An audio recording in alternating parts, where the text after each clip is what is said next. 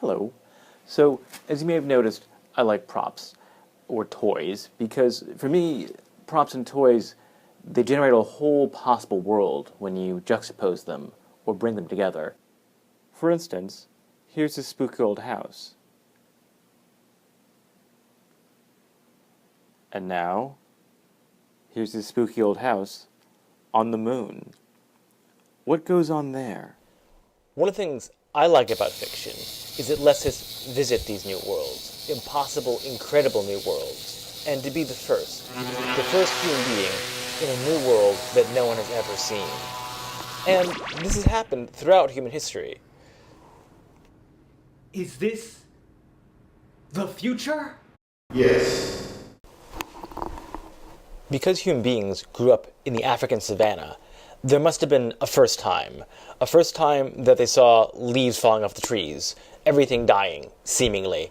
A first time they saw snow. And when they saw it, what did they think was happening? Fiction gives us the chance to be the first in an entirely new world, but not just in alien and far-off lands.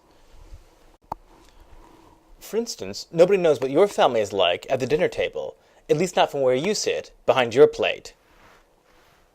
It's a whole different world. No one knows what they talk about, what they're like, what dinner's like with your family. Likewise, no one really knows what you keep in your desk. Or why.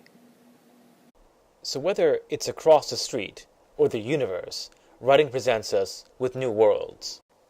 So how do we get to these new worlds? What's our vehicle? Well, in fiction, it's not a spaceship, or a plane, or even a stolen time machine. In fiction, it's character. Worlds are accessed through character. Character is what allows readers to access the world and makes them understandable and intelligible. Character is the vehicle that we travel with in fiction. In fiction, the sky can be blue, and the characters can be green. Or, the sky can be green, and the characters can be blue. But understanding what characters want, how they think and perceive that world, is what makes any world a world that readers can understand and share. For instance, you could be at home, having dinner with your family, but if then suddenly your mother asks you for the check, and your father asks who you are, suddenly you're not at home. You're in an alien world that no one understands. You're somewhere else, and the world becomes unintelligible, mysterious. The world described by fiction can be as strange as we can imagine. That's what I like about my job. As a writer and teacher, I give guided tours of the universe, not the known universe, but the unknown universe. Now, being a tour guide, a teacher, and a writer all have one thing in common. It's important to explain what the audience needs to know, but not too much and not so they notice. Now, as a tour guide, it's not good if I explain too much, because then you don't actually get to see the thing for yourself. You just hear me explaining it. Likewise, as a writer, if I start to explain too much, then the whole world disappears, and it's just me talking and explaining things. Now, this is true not only of imaginary places, but any time the writer is writing about a place that the reader might not be familiar with, a place in another country, another language, or another time. The difficulty is you don't want to explain too much because then you get in the way of the reader, and they don't have the privilege of seeing things themselves, marveling at it, and that was the reason you brought them along in the first place. Now, in theater and film, there's something called cheating out. When two people are talking, in real life, they're looking right at each other. But then we can't see their faces, we can't see their reaction. So, in theater and film, they cheat out. They're talking to each other, but they're facing the audience or the camera slightly so we can see their reactions. Well, it's just the same in fiction.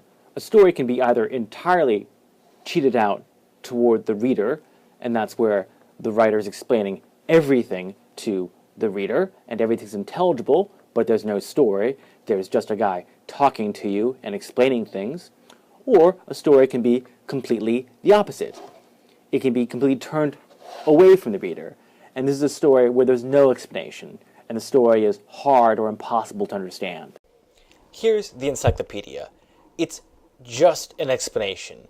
It's completely cheated out toward the reader. It faces the reader. It just explains things. There's no story. It's not a world that anyone can inhabit or visit. Here, on the other hand, is an equally real document called the Voynich Manuscript. It's written in a language that nobody knows.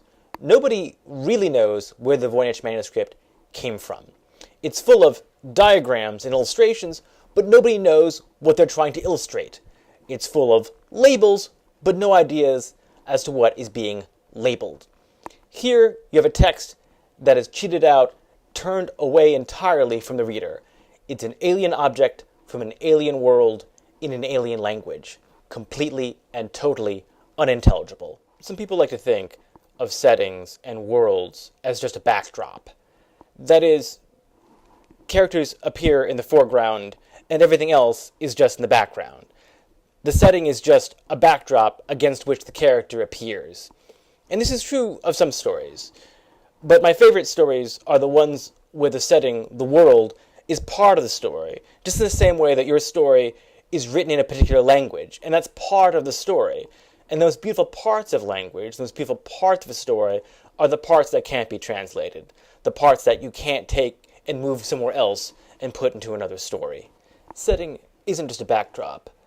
It's worlds, and worlds are the reason we're able to travel and have adventure. Setting is the thing that's freezing you to death in the form of a blizzard. It's the maze where you're lost. It's the office with the flat lights where you sit, eating stale popcorn at your desk, and the phone never rings. It's the pig farm where you cut your thumb, and every time you go back there now, you feel it. Worlds are big.